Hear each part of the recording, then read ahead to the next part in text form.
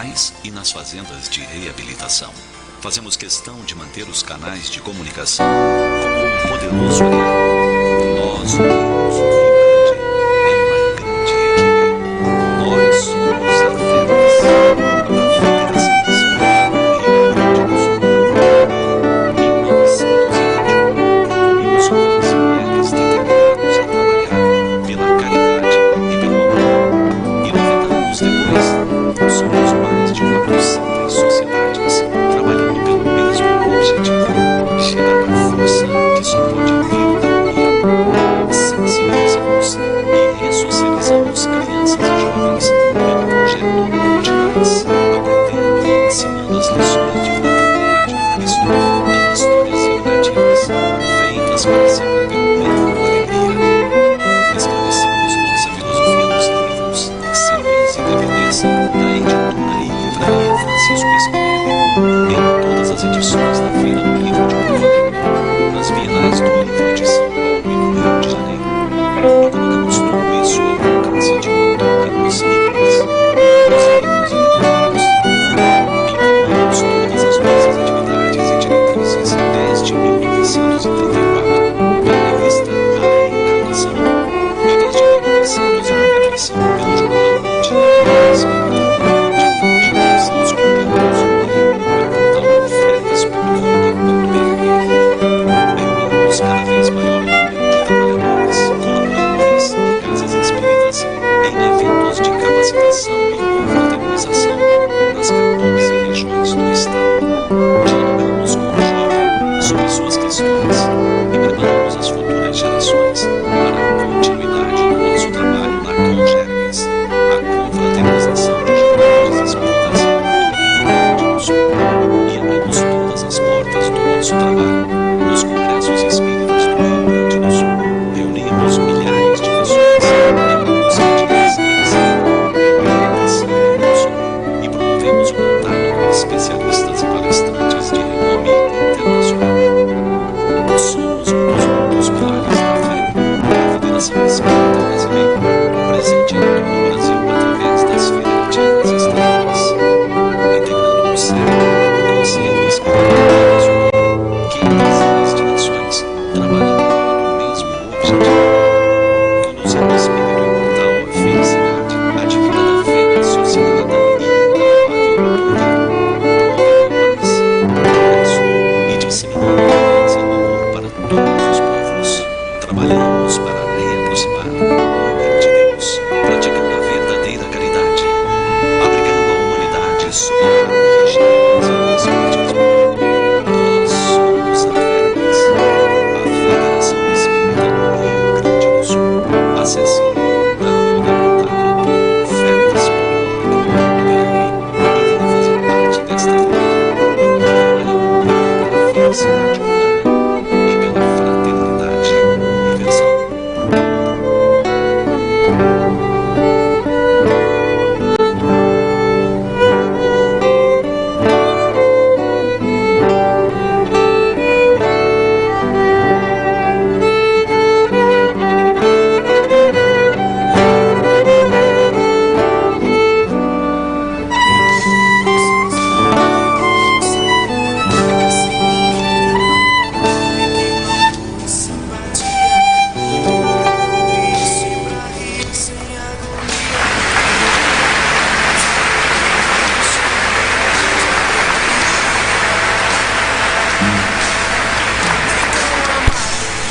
Obrigado.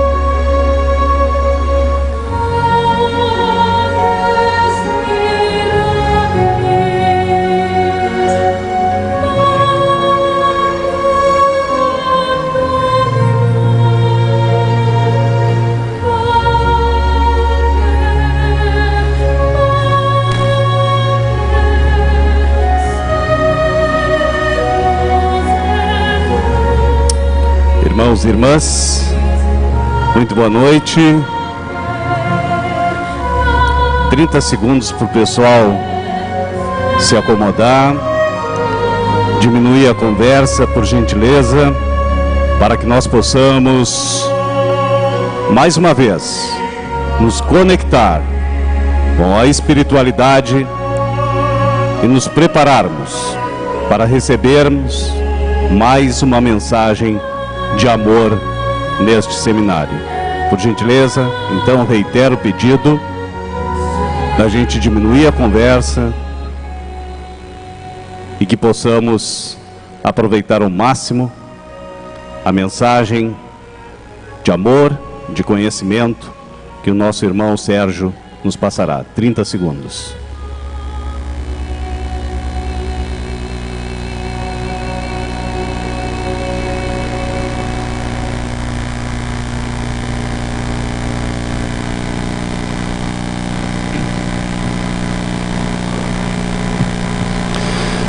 Bem, ao reiniciarmos os nossos trabalhos, rogamos a proteção de Deus, para que possamos dar continuidade ao evento na paz e na harmonia.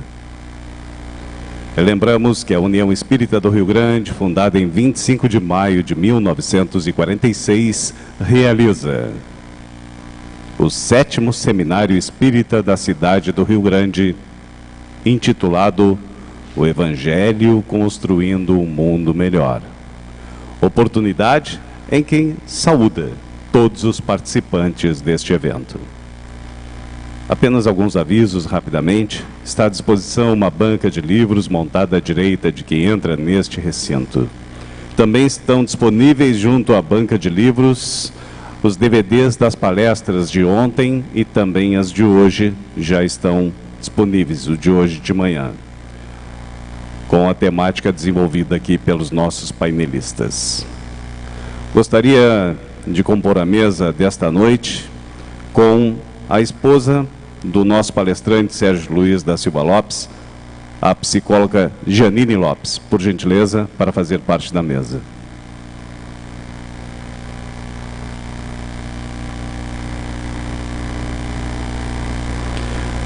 Lembramos que após a palestra, o Sérgio Lopes estará autografando seu novo livro, O Cérebro Triuno. Aqui mesmo, tá? Aqui mesmo, né, Sérgio? É isso, né? Seria inicialmente na Vanguarda, mas nós teremos então os autógrafos feitos aqui mesmo. Gostaria de lembrar a todos que este evento está sendo transmitido também pelo Facebook, pelas seguintes páginas: da Federação Espírita do Rio Grande do Sul, também pela página da União Espírita do Rio Grande, da página da Sociedade Espírita Kardecista, que também utiliza nesse momento o canal do YouTube, transmitindo também. E a TV Rede Cidade, que também está conosco durante todo este evento. Sérgio Lopes desenvolverá o tema Bem-aventurados os aflitos e o mundo atual. Sérgio Lopes é natural de Bagé, médico, psiquiatra e psicoterapeuta, escritor de artigos em jornais, periódicos, da revista Reencarnação, da Federação Espírita do Rio Grande do Sul. Exerceu os cargos de diretor clínico do Hospital Espírita de Pelotas, diretor do Departamento de Solidariedade Humana da Associação Médico Espírita do Brasil, presidente da AME Pelotas, palestrante nacional e internacional. É colaborador do Lar Espírita Fabiano de Cristo, autor das obras Leis Morais e Saúde Mental, O Código Monte e Cérebro Triuno. Vamos receber, irmãos e irmãs, muito carinho e com um aplauso bem caloroso, o nosso palestrante Sérgio Lopes.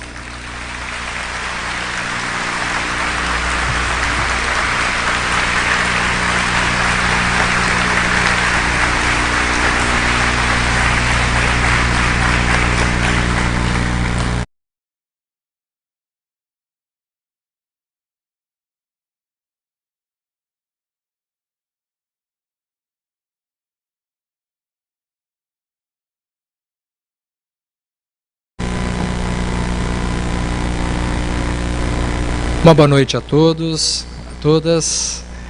É uma satisfação muito grande retornar à cidade do Rio Grande e por mais uma vez participar desse seminário espírita aqui da cidade, que por tantos anos eu tenho tido a alegria de ter sido convidado em todas as edições para poder contribuir com esta obra que tem cada vez mais um alcance maior e que vai reunindo pessoas de lugares cada vez mais distantes. Hoje nós temos a possibilidade de alcançar pessoas em vários lugares do mundo pelas redes sociais, a quem também cumprimentamos nesse momento, e trabalhando com essa ideia de expansão de laços de comunicação, é que nós começamos essa nossa atividade propondo mais uma reflexão para todos que estamos aqui essa noite. Do Evangelho de Jesus, no Sermão da Montanha, Jesus traz: bem-aventurados os aflitos, porque serão consolados. E o tema proposto para a noite de hoje pela organização fala a respeito de como podemos entender esse tipo de mensagem, esse tipo de reflexão para os dias atuais. Bem-aventurados os aflitos. Como assim? Quem é que acredita que possa existir algum tipo de ventura numa aflição? Aflição é, por definição, um momento de uma desventura. Sob o ponto de vista humano, sob o ponto de vista da nossa realidade psíquica, ninguém deseja uma aflição. Ninguém se sente bem-aventurado sendo aflito. O que pode ter desejado Jesus ensinar em torno dessa colocação? A lógica normal do pensamento humano é de nós desejarmos o bem-estar, a alegria, a felicidade.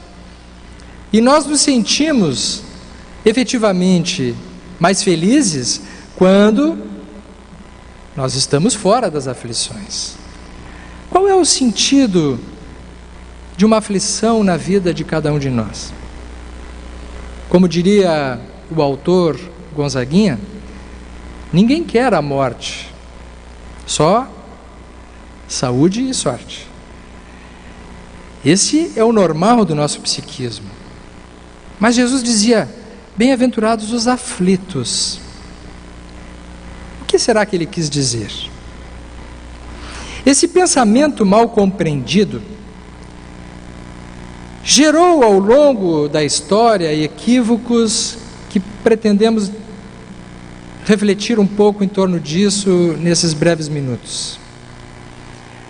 Já houve períodos, e isso ainda existe no nosso meio, em que, baseado na ideia do sofrimento e da dor, se imaginou que a nossa vida no plano físico, aqui na Terra, deveria ser uma experiência permanente de sofrimento para conquistar alguma coisa depois. De tal modo que a aventura religiosa, principalmente na nossa cultura judaico-cristã, foi privilegiando a ideia de que há algum tipo de mérito no sofrimento, de que existe algum tipo de vantagem no sacrifício, e de que de fato é um premiado quem está sofrendo. Mas será que foi isso que Jesus quis dizer mesmo? De que as pessoas que sofrem, de que as pessoas que estão aflitas, elas são melhor aventuradas do que aquelas que estão felizes? Esta compreensão, ao nosso ver, equivocada, gerou autoflagelos durante períodos longos da história do cristianismo. É o que vem gerando, inclusive, ainda nos nossos dias, um certo pensamento de que uma vida sombria, como se fosse um pagamento que se faz antecipado para se merecer alguma coisa melhor depois, é preferível do que termos uma vida aonde nós possamos nos sentir alegres ou mais felizes. Será que Jesus teria feito esta colocação nessa direção? Será que é desejável sofrer? Será que de fato, no Espiritismo mesmo, nós podemos garantir que o sofrimento em si gera, e apenas por si mesmo, algum tipo de progresso? Será que nós acreditamos nisso? Às vezes o pensamento, quando nós estabelecemos uma reflexão nessa direção, nós perdemos contato com aquilo que realmente nós acreditamos, com o que é a verdade em nós. E nós utilizamos um tipo de recurso mental que nós chamamos de idealização. Idealização. Então a gente diz assim, no nosso ambiente: nós estamos aqui de passagem, vivemos num planeta de expiações e provas e nascemos aqui para sofrer. Então, quanto mais sofre uma pessoa, mais evoluída ela fica. Porém, nós temos assistido, de fato, que muitas pessoas fazem uso de um sofrimento, de um momento difícil e crescem. Mas existem outras pessoas que quanto mais sofrem, pior ficam. Não sei se vocês concordam. Existem povos, existem culturas marcadas pelo sofrimento. E quanto mais sofrem, mais se afligem, mais violência existe nesses locais. Quando uma pessoa sofre uma injustiça e ela se vinga do seu algoz, muitas vezes ela entra junto com aquele num permanente e contínuo estado de vingança e de revide, fazendo com que pessoas e culturas fiquem em estados de guerra e violência por longos anos. E quando nós vamos observar a dor e o sofrimento nesse contexto, ela é extrema e histórica.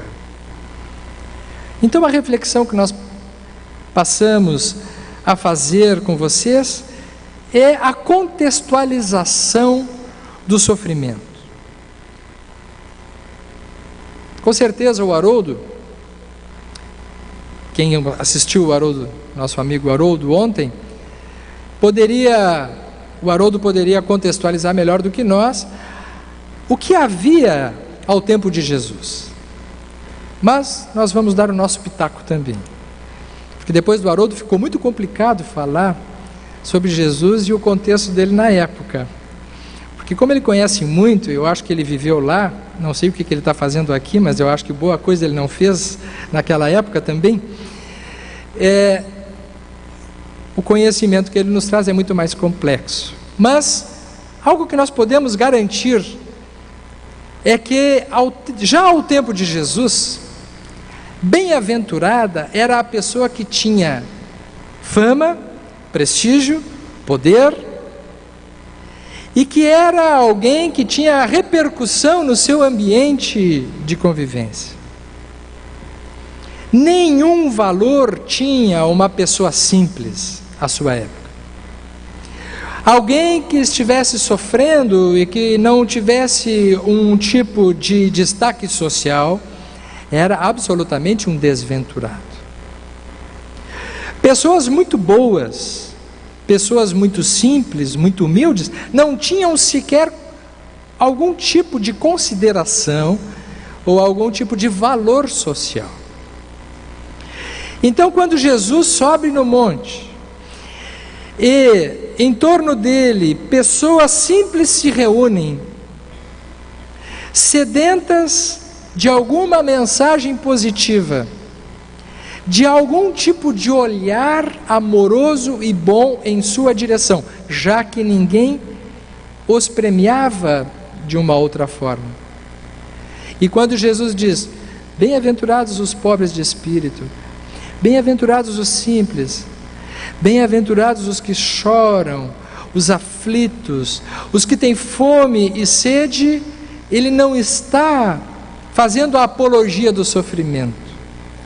Ele está enaltecendo o valor das pessoas simples que passam por situações comuns. E ele irá dizer pela primeira vez, talvez na história, que este tipo de experiência pode construir alguma coisa de valor. E talvez mais do que isso, de que frequentemente apenas diante desta circunstância é que é capaz do indivíduo ter alguma ação de progresso interior na sua vida que em outra posição dificilmente ela teria. Já sabia Jesus ao seu tempo, provavelmente, que todo aquele indivíduo orgulhoso, poderoso, que era capaz de se sentir alguém muito importante, não iria viver mais do que, principalmente naquela época, do que 50, 60 anos de idade. E que nesse ilusório período de vida, onde a pessoa se sentia tão importante, tendo ele trazido uma mensagem de imortalidade, com uma visão de que a vida se estenderia além dos liames materiais, ele disse: bem-aventurados não são esses que se acham, bem-aventurados são esses que não se acham. que não são encontrados nas rodas sociais. São bem-aventurados esses, porque esses não estão iludidos, esses estão mais próximos da realidade de uma existência que serve para algum fim e que tem por si mesmo um valor.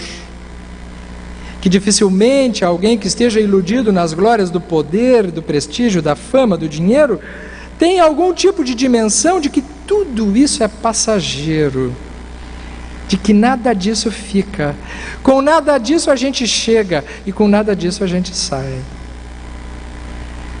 Dirá em outros momentos que o Senhor, quando fará uma viagem, entregará os talentos para os seus servos e que cada um irá ou enterrar esse talento ou multiplicar esse talento, mas que são talentos emprestados. E ele estava ensinando de um outro modo a mesma mensagem quando ele estava dizendo que tudo que temos são talentos emprestados.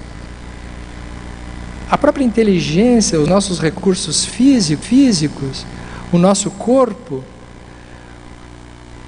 as posições sociais que atingimos, os recursos materiais que temos, tudo isso pode desaparecer rapidamente, porque não são nossos. Tanto não são nossos que quando nós morremos fica. Tudo isso fica. Então ele estava ensinando provavelmente um outro tipo de valor na existência. E que esses talentos, que são os bens emprestados, não são nossos. Sequer o corpo físico é nosso. Ele é emprestado também. E é por isso que, diante do sofrimento, diante da dor, Jesus estava nos ensinando alguma coisa a mais a respeito da vida. E o poeta irá dizer: mas e a vida? E a vida o que é? Diga lá, meu irmão. Ela é tida de um coração, ela é uma doce ilusão, mas e a vida? Ela é maravilha ou é sofrimento? Ela é alegria ou lamento? O que é, meu irmão? Por que são bem-aventurados os aflitos, portanto? Quais são as virtudes da aflição? Como é que nós podemos entender essa questão, já que nós vivemos momentos da nossa vida que são felizes e momentos que não o são? O que se pode aprender no sofrimento? Enquanto uma pessoa sofre, ela não se sente venturosa ou bem-aventurada, isso já sabemos. Mas poderá haver algum tipo de consequência positiva neste processo interno? Sim. Sim. E não é preciso ser muito inteligente para saber que provavelmente a maior parte de vocês que está aqui hoje não está aqui hoje porque não tinha nada para fazer sábado à noite e porque a vida estava tão boa que resolveram vir numa palestra para ouvir falar sobre bem-aventurados os aflitos. A maioria de nós que estamos aqui hoje passou por alguma aflição, ou passa por alguma aflição, ou está movido, está aqui por algum tipo de situação que rompeu com a ilusão onipotente de que na nossa vida nós estamos aqui apenas para gozar, apenas para aproveitar. Em algum instante, provavelmente, cada um a seu modo, houve algum fato que nos destituiu de uma posição narcísica na qual nós nos sentíamos tão importantes que é como se Deus estivesse fazendo um favor de ter dado a vida para nós. Em algum momento nós perdemos essa posição. E aí nós passamos a ter necessidade de buscar alguma coisa diferente. Na minha atividade como psiquiatra e psicoterapeuta eu tenho visto isso. Eu costumo dizer que a minha especialidade ela é a mais inglória da medicina, né? Porque todas as especialidades médicas a pessoa pode consultar por vários motivos, em geral pela dor ou por algum sofrimento. Mas quando vai se buscar um psiquiatra ou um psicólogo é que a coisa está muito complicada. está muito complicado. E não é porque ela esteja feliz, é porque algum tipo de aflição, é porque algum tipo de dor e de sofrimento chegou à sua vida e ela não sabe como resolver isso. E precisa ter uma saída para isso. E aí se estabelece um tipo de contato, muitas vezes difícil, aonde a pessoa, ao ter que olhar para dentro de si, é uma tarefa desafiadora. E muitas vezes inóspita. E muitas vezes ela se torna resistente e não quer olhar para certas questões internas. Mas é exatamente depois de um período como esse, passado um tempo, quando o indivíduo olha para dentro de si, é que ele pode atestar e dizer: depois que eu passei por isso, é que eu me tornei alguém melhor do que eu era. É depois que eu passei por um sofrimento, por uma aflição ou por uma dor, que eu desenvolvi algum tipo de coisa que eu não tinha e não teria, caso não tivesse enfrentado aquele problema ou aquela situação. Então talvez a virtude principal ou as virtudes das principais que se desenvolva diante de uma aflição, que torna o indivíduo bem-aventurado, é a resignação, a resiliência, a capacidade de empatia. Quantas vezes nós passamos a entender o que acontece ao nosso derredor quando nós passamos por uma situação semelhante?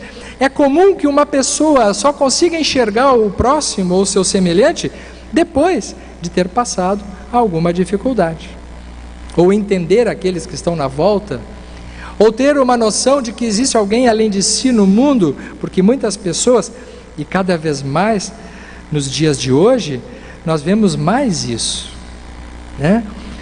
Um certo apelo à ideia de realização pessoal a todo custo e a qualquer preço, esquecendo-nos de que ao nosso derredor nós temos pessoas que sofrem, que precisam, que contam e que necessitam interagir com quem possa lhes ajudar ou proporcionar algum tipo de experiência interativa.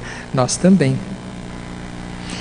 Essa mensagem para os dias de hoje de Jesus, ela é extremamente oportuna, principalmente quando nós verificamos nos dias atuais uma tentativa desesperada de estabelecermos relações que tragam algum tipo de realização pessoal de nível narcísico. As relações virtuais, por exemplo, de pessoas que cada vez mais necessitam ter um número maior de amigos nas redes sociais, um número maior de aplausos, de seguidores, de curtidas e de olhares, porque isso nada mais é do que uma necessidade intensa, numa carência gigantesca de ser visto, de ser enxergado, de ser notado, de ser percebido. A pegadinha está que quanto maior o número de pessoas nós nos relacionamos, sob o ponto de vista virtual, mais sozinhos nós ficamos. Porque quem muita gente tem, não tem ninguém. Quem quer muito, com muito pouco fica. Porque algo que continua valendo desde o tempo de Jesus até hoje é que a qualidade vai na direção contrária da quantidade. Quanto maior o número de relacionamentos, mais superficial é o contato. Não que isso não seja importante, mas de que modo nós estamos usando? De que modo nós estamos vivendo? Ao que nós estamos buscando? A que nós estamos buscando? O que perseguimos de fato? Então começa a fazer um certo sentido quando ele diz assim: bem-aventurados os aflitos, porque muitas vezes é na aflição que nós descobrimos os verdadeiros amigos. Não é assim?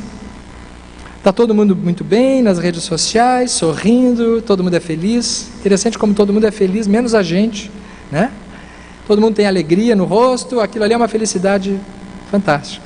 E quando tudo está bem na vida da gente, são muitas as pessoas.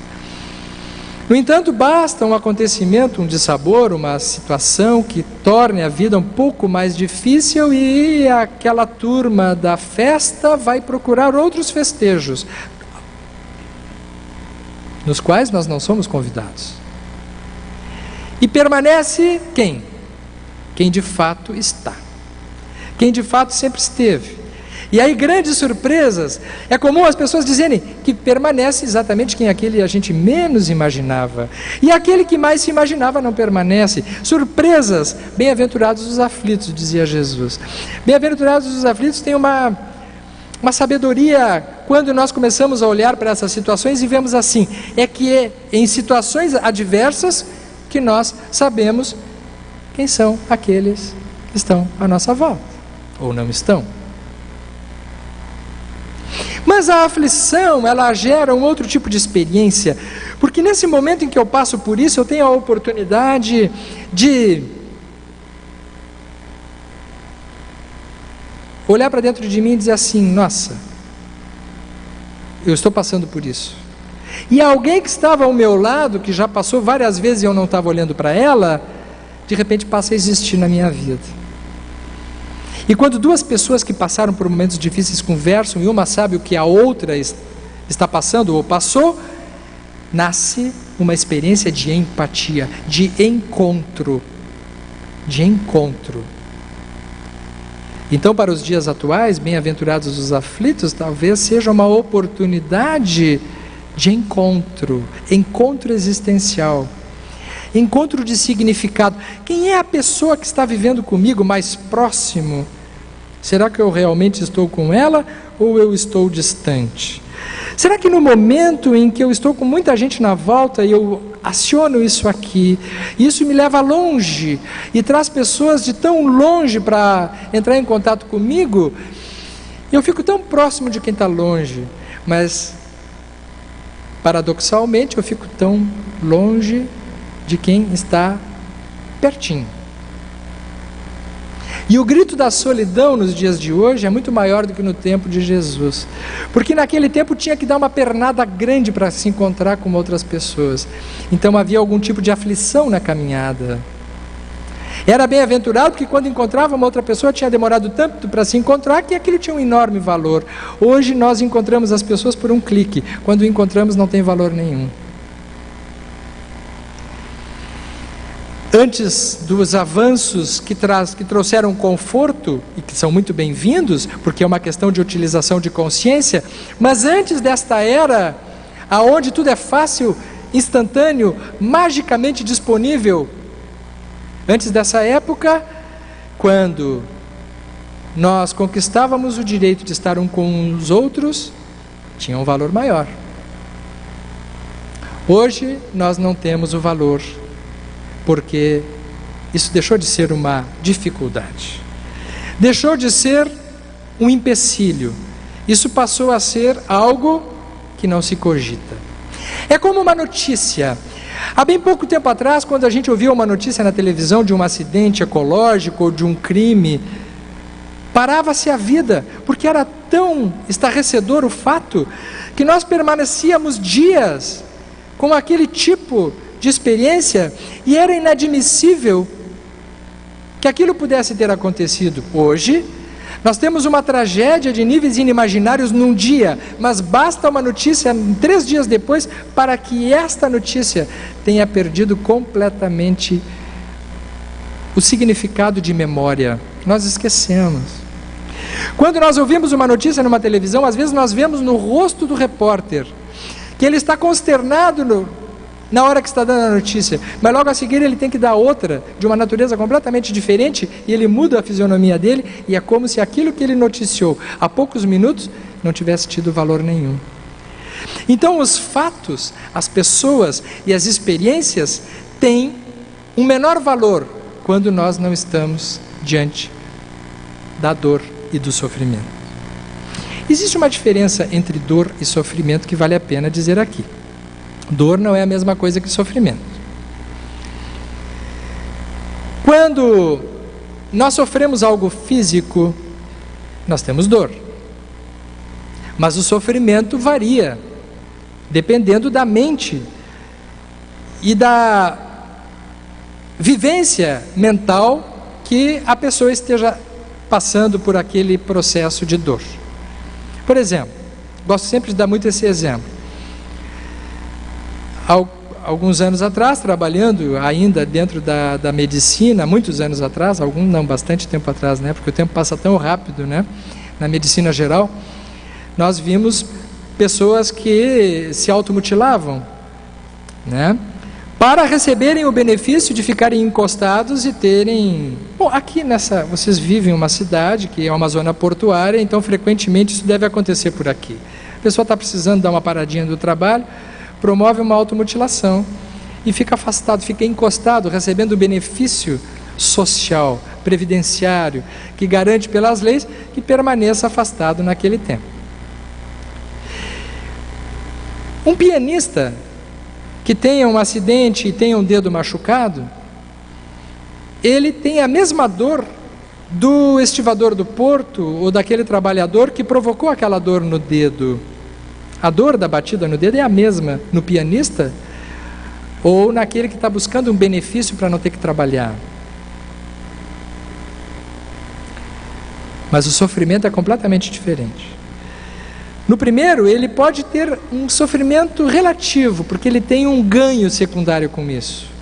Mas o pianista que vai parar de tocar o piano e vai ser obrigado a parar de tocar o piano, ele vai sofrer muito com aquela dor que ele está sentindo. A dor é a mesma, mas o sofrimento existe num caso e no outro não.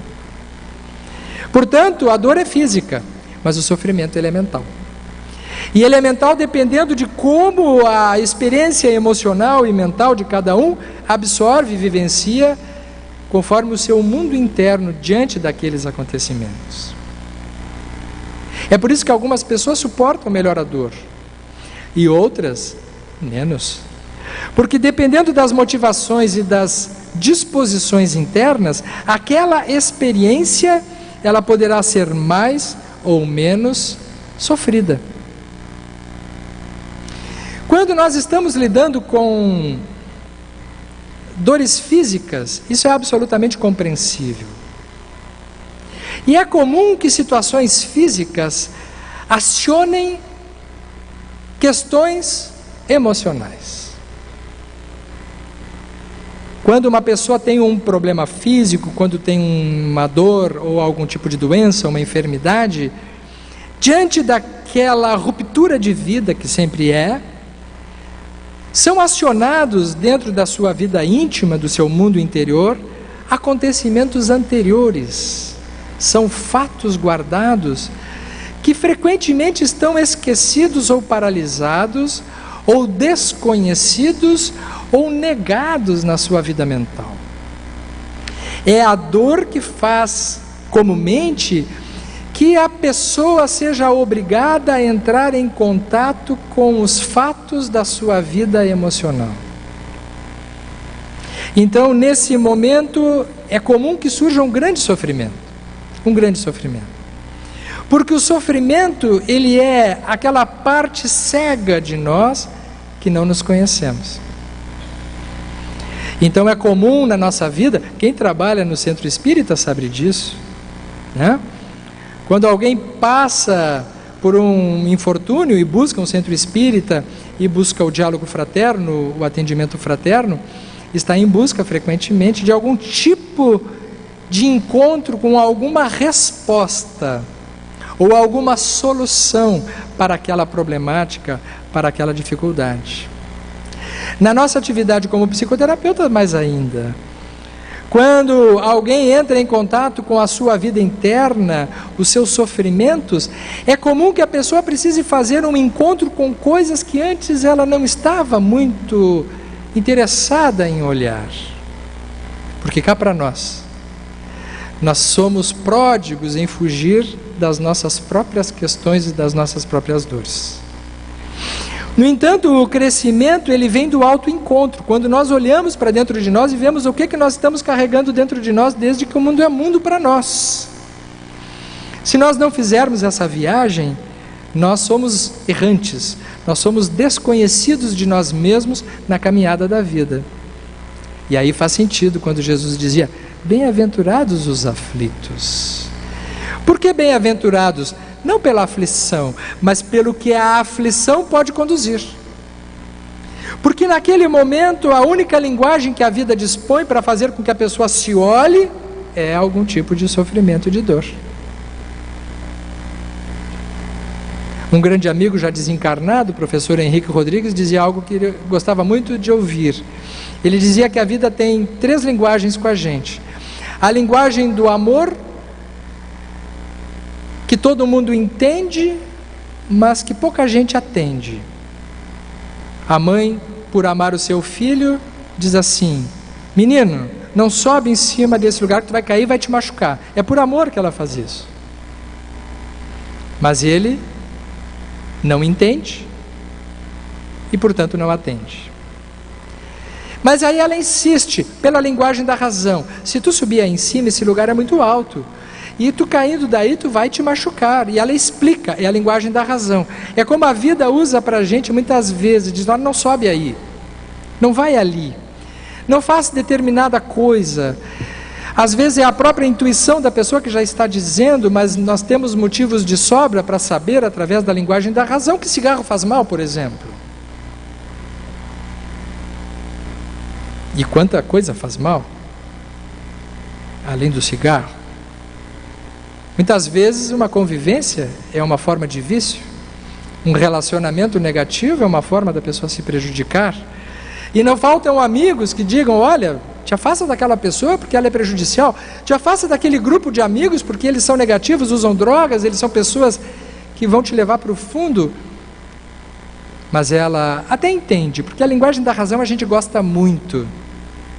A gente entende, mas não atende. E aí a vida usa a única linguagem que todo mundo entende, todo mundo atende. A criança sobe depois do amor, depois da explicação da mãe. Um dia a mãe não está, ela sobe em cima da mesa e cai. E aí ela entende e atende. Nunca mais sobe em cima da mesa, nunca mais põe o dedo na tomada. E depois que leva a cabeçada, se tiver um pouco de juízo, né, ela poderá modificar a sua atitude, porque houve uma linguagem sensorial que mexeu com a pessoa no fundo da sua convicção, desafiou a sua onipotência. Quando nós somos desafiados na nossa onipotência é quando a gente cai do cavalo, como aconteceu com Paulo de Tarso, Saulo, né? Todos nós precisamos encontrar um dia a nossa estrada de Damasco, porque todos um dia precisamos cair do cavalo. São tantas as maneiras de cair do cavalo. Em todas elas, quem cai é o orgulhoso que está em cima do animal. A figura do homem em cima do cavalo significa, nessa metáfora, o animal é a experiência em si. E aquele que está sob a experiência é aquele que acredita que é capaz de tudo e que nada vai lhe acontecer, até que caímos. Quando nós caímos, bem-aventurados os aflitos. Já sabia Jesus naquele momento que nós estamos mais próximos da experiência do crescimento e do progresso do que quando nós não estamos. Não estava de modo algum fazendo um tipo de apologia ao sofrimento. Como nós falamos em Paulo de Tarso, ontem o Haroldo, quem é que estava aqui ontem na palestra do Haroldo? Por favor, levante a mão aqui. A grande maioria de vocês estava. Então vamos dar uma sequência. Quem não estava na palestra do Haroldo, recomendamos nas redes sociais, no YouTube, Facebook, está gravado, assista a bela palestra dele, porque ele falou sobre as cartas de Paulo e ele contextualizou a vida do Paulo de Tarso. E é sempre bom falar depois do Haroldo, porque a gente pega metade da palestra e depois a gente faz a da gente, fica mais fácil da gente falar. Com o risco de dizer alguma bobagem depois de ele falar e contextualizar tão bem. Mas aí, vocês são espíritas caridosos, é um exercício de caridade também entender isso aí. Eu não gostaria de ter sido psiquiatra do Saulo. Não gostaria. Né? Porque o Haroldo comentou muito bem que o Saulo era alguém difícil, né? era alguém difícil. Pessoas com personalidade muito intensa são pessoas difíceis, de difícil convivência. Saulo devia ser de difícil convivência, né? Eu não gostaria de ser psiquiatra dele, porque eu não ia querer ser apedrejado também, como todos aqueles que se aproximaram dele e tentaram conversar com ele de um modo menos idealizado e de uma forma mais humana, não se deram bem, acabaram se dando mal, né? Mas conforme o Haroldo, ele era o tipo da pessoa, até conhecer Jesus, Saulo, que ele não se relacionava com gente, vocês se deram conta? Ele se relacionava com ideias. Ele era um defensor da lei.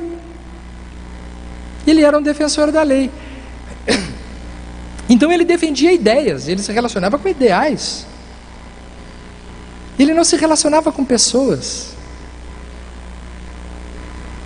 Para defender a lei de Moisés, ele rompeu com os afetos mais próximos dele. Olha que interessante. Nós temos ideia de que nós nascemos no mundo físico para sofrer. Que ideia errada. O próprio Saulo, ele não nasceu para sofrer, porque o que aconteceu com ele? Ele teve todas as oportunidades de ser uma pessoa de destaque, de acesso social, conforme vimos. E Deus, na sua infinita bondade, lhe deu talentos enormes. Oportunizou ele ser instruído por um Gamaliel, o maior sábio da época. Todos nós gostaríamos de ter um Gamaliel na nossa vida. Mas se a pessoa não é cabeça dura, ela aproveita isso. Ela faz bom uso. Ele não. Ele deu um jeito de ficar de mal com Gamaliel mais adiante, quando Gamaliel então começou a entender que Moisés não era o suficiente. Mas a grande pisada na bola do Saulo foi quando a vida deu dois personagens para ele. Uma noiva maravilhosa, uma mulher maravilhosa, sonho de todo homem, Abigail. Amanhã o Peixinho vai falar sobre as lições de Abigail. Abigail era uma mulher doce, era a noiva que ele sonhava, era exatamente o veludo da vida árida que ele tinha, era o afago da dureza que ele se infligia, e de sobra, de quebra, como dizemos, o irmão dela, Gesiel, que depois se transformou em Estevão, né, numa transformação interior, que era o cunhado perfeito, imagina, né? Cunhado perfeito. Ele tinha tudo para ser muito feliz. O que ele fez? Ele deu coices. Isso eu gostei também do que o Haroldo falou ontem, né? Porque existe na passagem, quando Saulo cai do cavalo, uma frase bíblica que diz assim, quando Jesus olha para ele, ele diz assim: Saulo, Saulo, não recalcitres contra os aguilhões. Essa é a tradução bíblica que nós temos. O Haroldo está fazendo a tradução dessa passagem, né? Ele fez. E a tradução literal é: não dê coices nos aguilhões. Para de dar coice. Mula. Jesus chama ele de mula, né? Saulo dava coices. Coices. O que é o coice? O coice é uma atitude onipotente de quem não quer proximidade. Não sei se alguém dá coice aqui na vida de vocês, mas todo coice significa uma tentativa de afastamento. Não chega perto. Eu não consigo lidar com intimidade. Eu não consigo lidar com proximidade. Eu não sei lidar com afetividade. Então eu preciso afastar. Isso é o coice. O coice é um sentido de expulsão. Tem o significado de mandar para longe. Saulo era assim. Então, quando ele começa a ter a experiência de perda, de aflições, por que acontece com ele? Ele apedreja o Estevão. O Estevão era o irmão da noiva.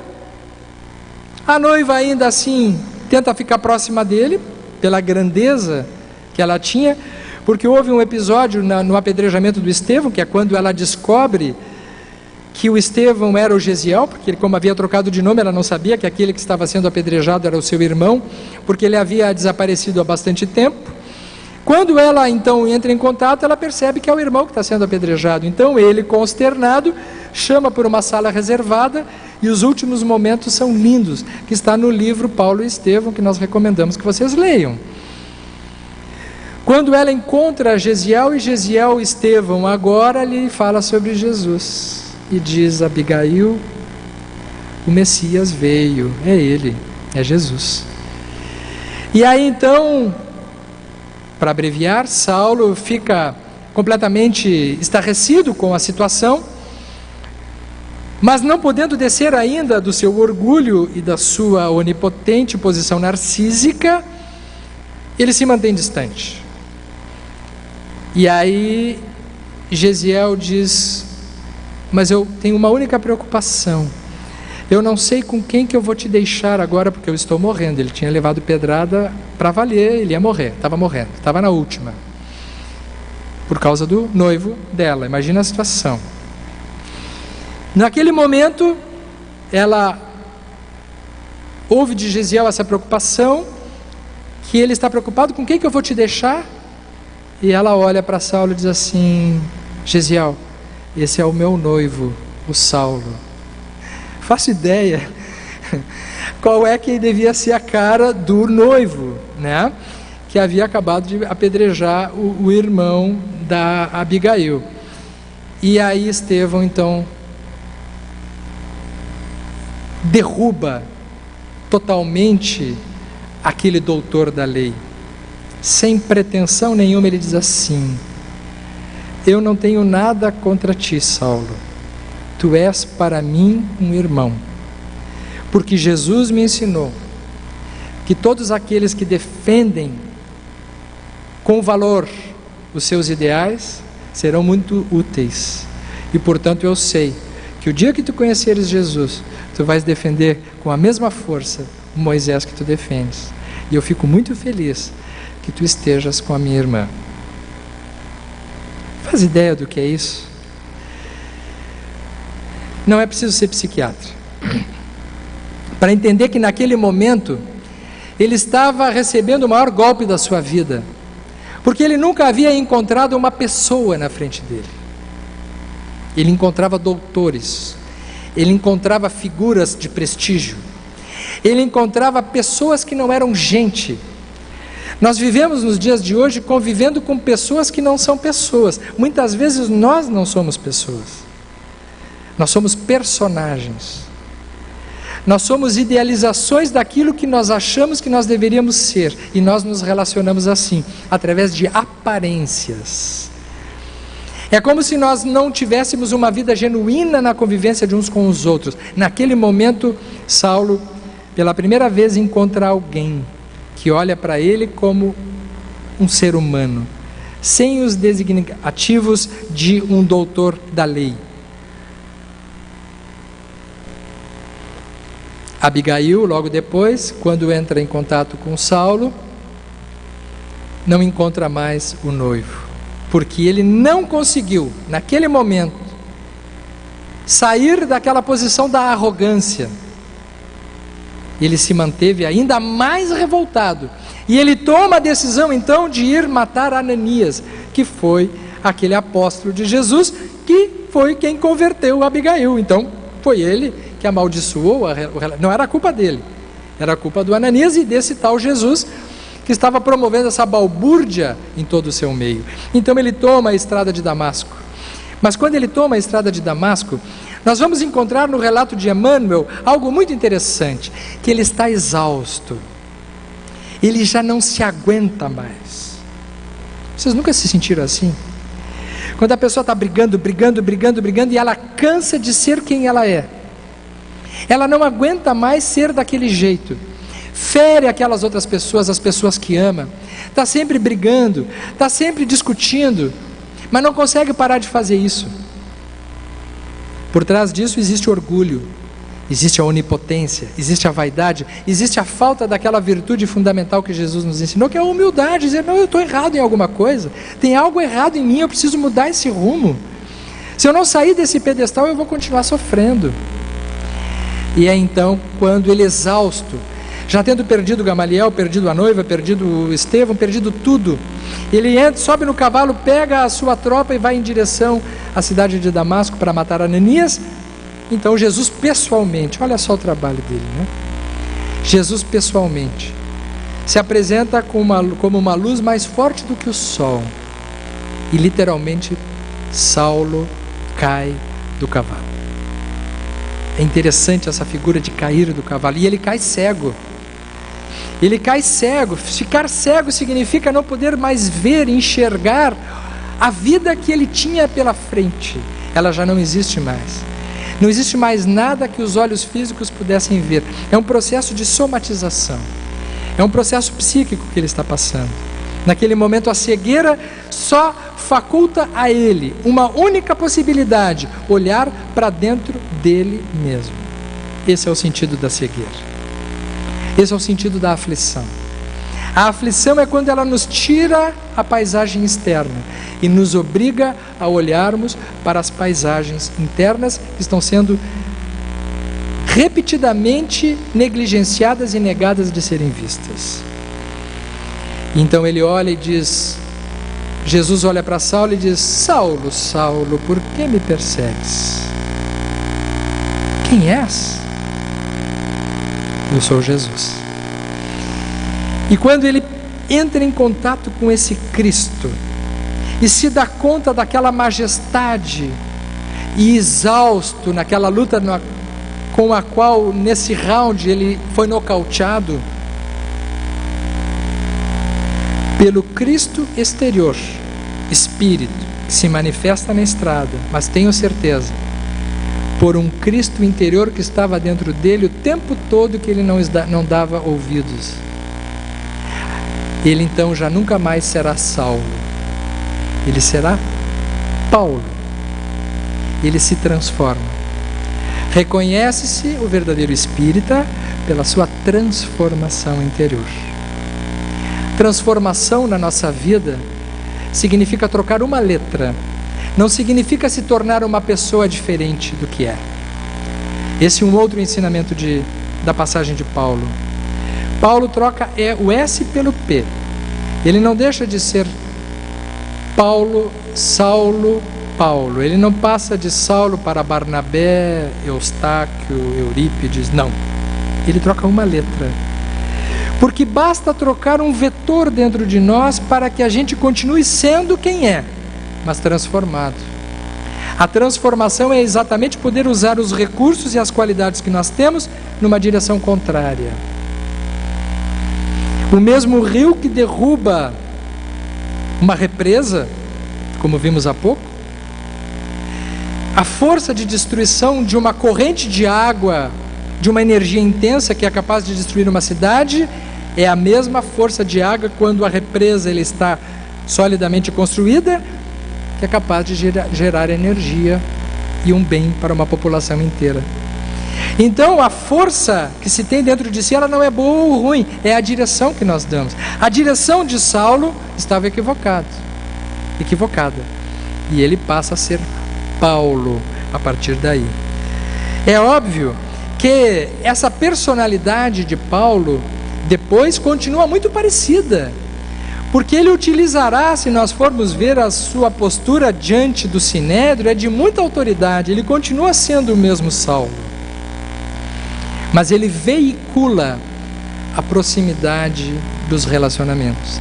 Ele entende dentro dele, ele tem um encontro com alguma força que ele estava ignorando e que estava clamando para poder existir dentro dele, sendo negada veementemente pela sua experiência interior e pela sua resistência.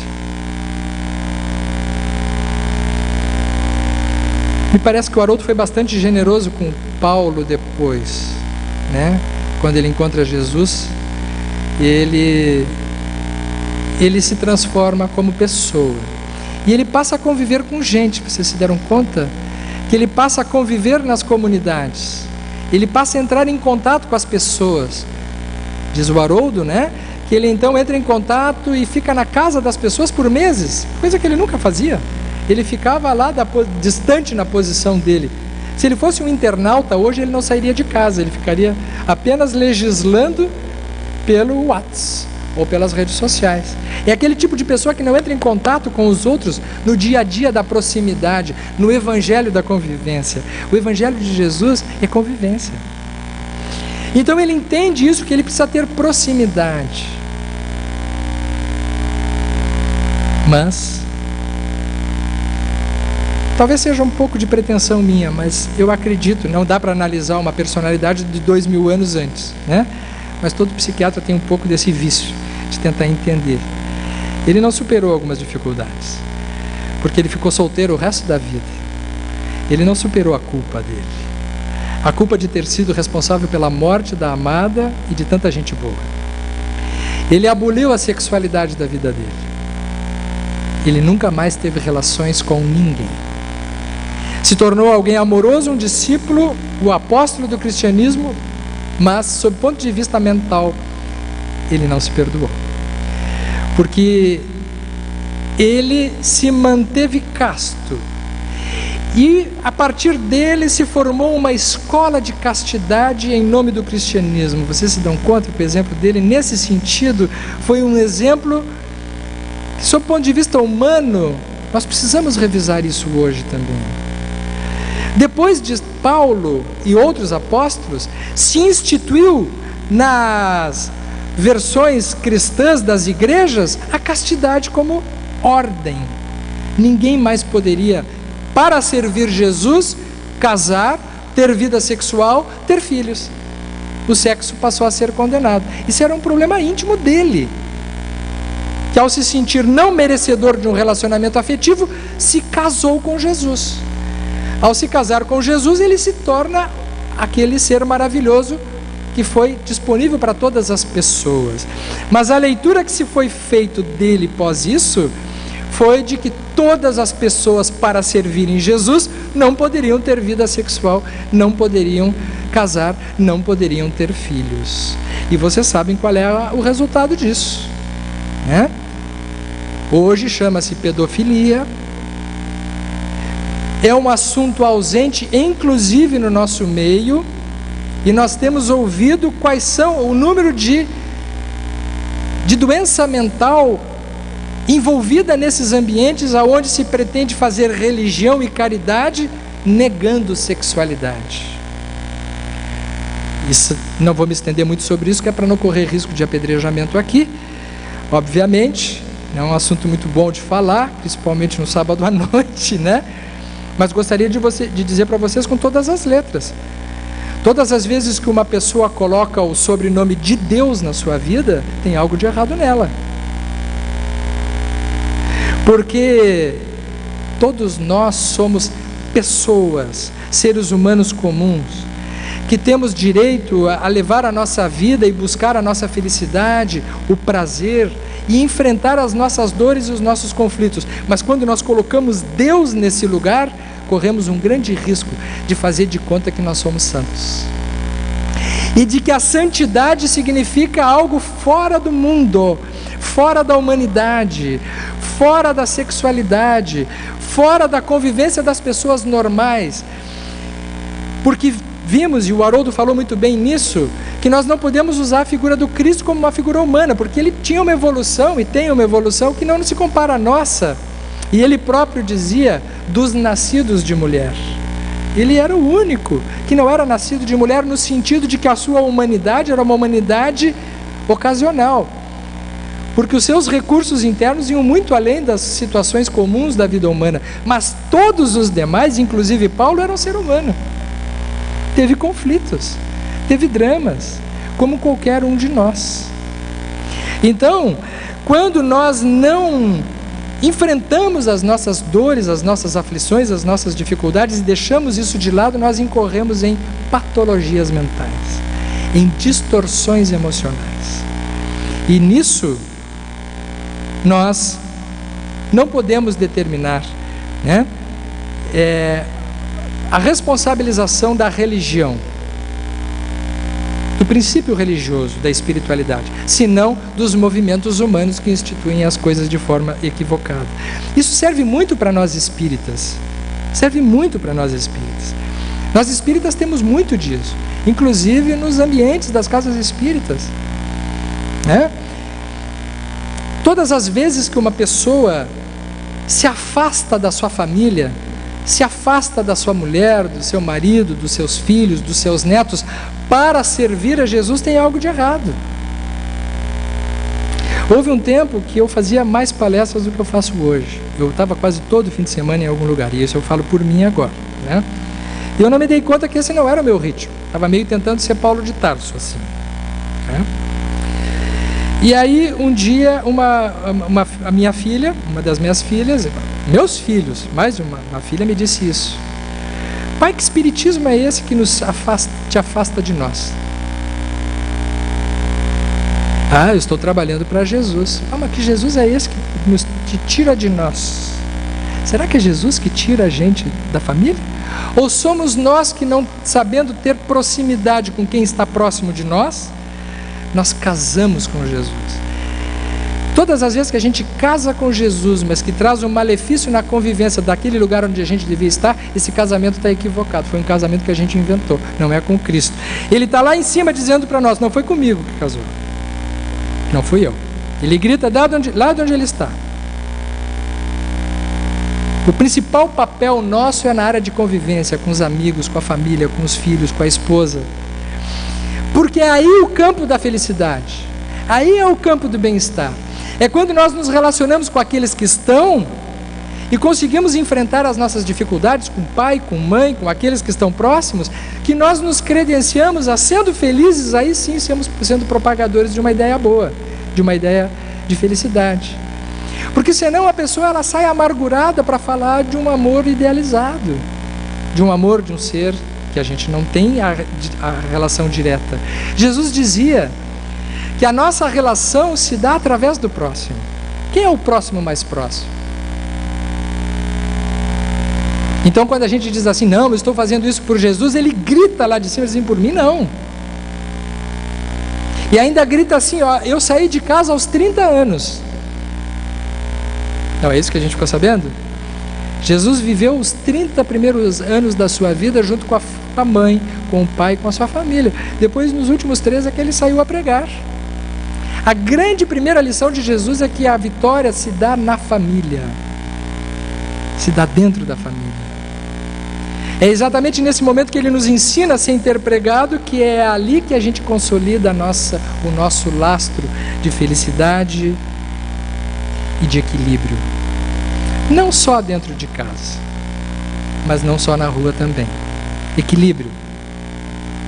Porque há quem fale que a vida da gente é um nada no mundo. É uma gota, é um tempo que não dá um segundo. Há quem fale que é um divino mistério profundo.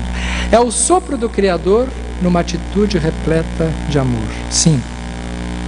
Porque quando nós estamos diante desses acontecimentos da nossa vida, em que estamos estudando esses assuntos humanos juntamente com a questão espiritual, nós entendemos que a verdadeira espiritualidade, aquela que convém à nossa vida, se dá nos relacionamentos e dentro do nosso mundo íntimo. Não se dá através de acontecimentos milagrosos ou maravilhosos, não. Se dá na vida comum, naquele evangelho do dia a dia, da convivência, de quando nós estamos diante de dificuldades, podermos contar uns com os outros. A construção, a finalidade da aflição é a construção da felicidade. Por isso, bem-aventurados os aflitos, porque é através de uma aflição, muitas vezes, que nós nos encontramos. Tá bem, Sérgio, tá bem. Tá muito bonita a palestra, mas tem certos acontecimentos na nossa vida, né? Que muitas vezes não dependem da gente. Uma doença, um familiar que parte, um acidente, um filho que vai para o plano espiritual, e nós não estamos esperando por isso.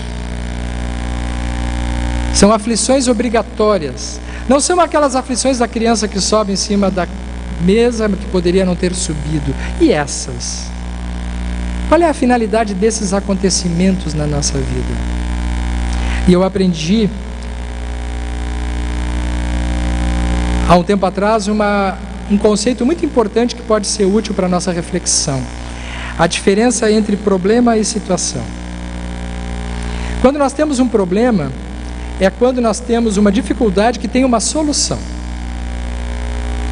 E quando nós temos um fato que não tem solução, nós temos uma situação. Em problema, por definição, nós temos como chegar a uma solução. Numa situação, aquilo será definitivo. Nós sofremos em cima daquela dor todas as vezes que nós confundimos problema com situação. Por exemplo, nós passamos por um infortúnio definitivo, a perda de um familiar, por exemplo.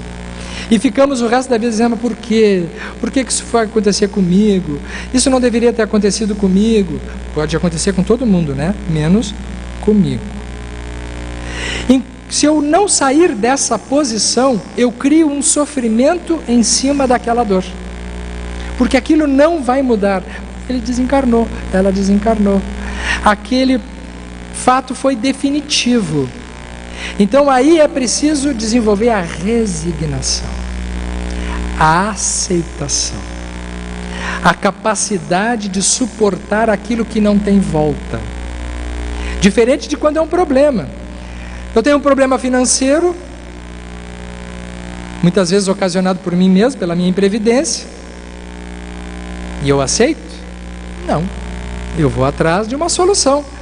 Porque aí depende de mim, eu tenho o que fazer, eu tenho como resolver isso. Isso é um problema. Então, diante de problemas, nós temos algo que nós podemos fazer. Mas diante de situações, você diz que a luta é prazer. Ele diz que a vida é viver. Ela diz que o melhor é morrer, pois amada não é, e o verbo é sofrer. Mas eu sei que eu confio na moça e na moça eu ponho a força da fé. Somos nós que fazemos a vida como der ou puder ou quiser. Diante de situações, nós podemos escolher continuarmos sozinhos ou nós podemos fazer uma parceria. Uma parceria com alguém que está dentro de nós. E que pode ser conectado imediatamente na medida que eu me abra para esta conexão. Chamamos isso de Deus, espiritualidade superior, de Jesus, daquele móvel que a fé é capaz de nos proporcionar em momentos como esse, e somente como esse. Principalmente a não ser que a pessoa já traga algum tipo de experiência anterior que lhe faculte esta vocação, já desenvolvida, já exercitada. Do contrário, a maior parte de nós precisará de acontecimentos que nos tragam a ideia de que nós não somos deuses. Nós não somos Deus, mas nós precisamos de um. A questão é que quando nós temos uma parceria desse tipo, boa parte das dificuldades são divididas. Nós podemos esparramar junto conosco para essa força superior, talvez coisas que sozinhos nós não conseguiríamos. E aí a mensagem de Jesus faz sentido quando ele diz assim: bem-aventurados os aflitos, porque eles serão consolados. A consolação que está impressa nessa mensagem parece nos avisar, parece nos anunciar que nós temos como detonar de dentro de nós uma força que é superior a nós mesmos diante dessas situações. É por isso que talvez na palavra Deus, entre o D e o S do Deus, exista o pronome eu. Porque eu estou dentro de Deus e Deus está dentro de mim. É por isso que nessa parceria, quando nós entendemos que temos uma força dentro de nós, ou quando conseguimos acessar finalmente isso, parece que esses acontecimentos eles ganham uma outra configuração. E é nesse momento então que a descoberta dessa parceria interior nos torna bem-aventurados. Bem-aventurados. Porque finalmente nós encontramos em nós alguma força que antes nós não tínhamos. Nós encontramos dentro de nós um significado que antes nós não entendíamos. Nós encontramos dentro de nós mesmos. Porque nós somos tudo aquilo que nós já construímos até o dia de hoje. Mas nós já podemos ser tudo aquilo que nós podemos nos transformar. A transformação tem esse sentido.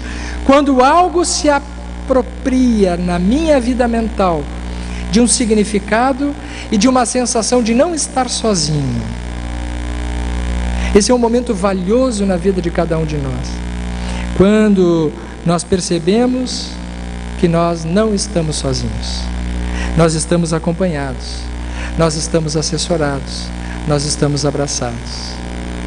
E o bom é saber que Deus não está em cima das nuvens, não está em galáxias distantes, mas que Ele reside, sobretudo, dentro de nós. E aí, meus amigos, começa a fazer sentido, nos dias de hoje, o que o poeta nos deixou também. Mas e a vida? E a vida, o que é? Diga lá, meu irmão. Ela é a batida de um coração? Ela é uma doce ilusão? Mas e a vida? Ela é a maravilha ou é sofrimento? Ela é alegria ou lamento? O que é, meu irmão? Há quem fale que a vida da gente é um nada no mundo, é uma gota, é um tempo que não dá um segundo. Há quem fale que é um divino mistério profundo, é o sopro do Criador numa atitude repleta de amor. Você diz que é luta e prazer, ele diz que a vida é viver, ela diz que o melhor é morrer, pois amada não é, e o verbo é sofrer. Eu só sei que eu confio na moça, e na moça eu ponho a força da fé. Somos nós que fazemos a vida, como der ou puder ou quiser. Sempre desejada, por mais que esteja errada, ninguém quer a morte, só saúde e sorte. E a pergunta roda e a cabeça agita. Eu fico com a pureza da resposta das crianças. É a vida, é bonita e é bonita. Muito obrigado.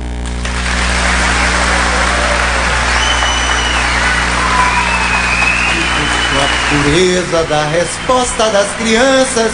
É a vida, é bonita e é bonita. No gogó! Viver e não ter a vergonha de ser feliz. Cantar.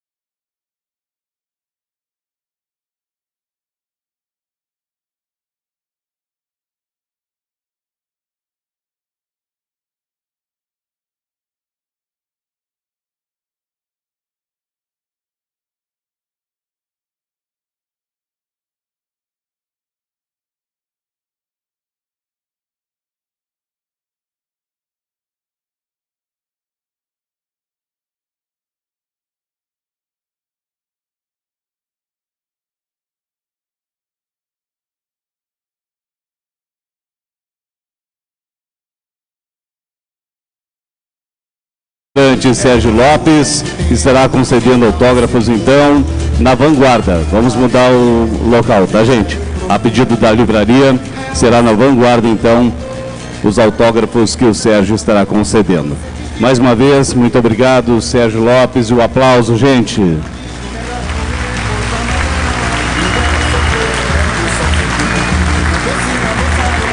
Agradecemos a presença de todos, informamos que amanhã nossos trabalhos recomeçam às 9 horas, quando teremos as palestras de André Luiz Peixinho com o tema As Lições de Abigail, Vivendo o Evangelho, e Marcel Mariano, que abordará o tema Evangelização da Alma.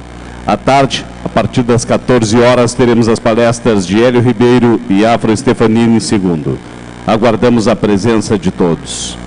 Estamos encerrando, então, esta noite do 7º seminário, agradecendo a Deus pela proteção. Uma boa noite a todos e vamos com Deus.